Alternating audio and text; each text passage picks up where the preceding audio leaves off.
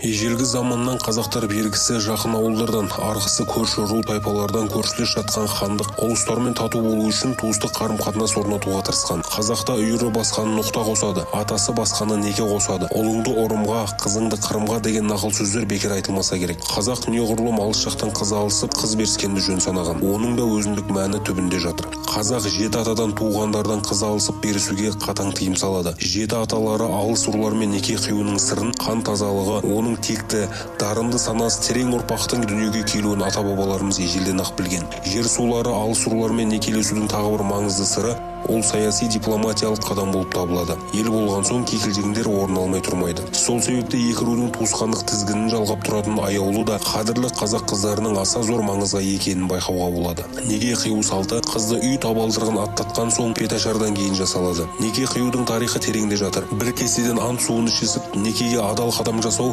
сонау сақ дәуірінен бері келе жатқан салттың маңызды түрі. Некені кез келген адам қия бермейді. Арнайы білімі бар молдалар келіп, Алланың сөздерімен екі жастың шаңырақтары түрлі жын шайтаннан аулақ болуын тілейді. Адал некемен басталған отбасыдан бақыт та, тектілік те ажырамайды.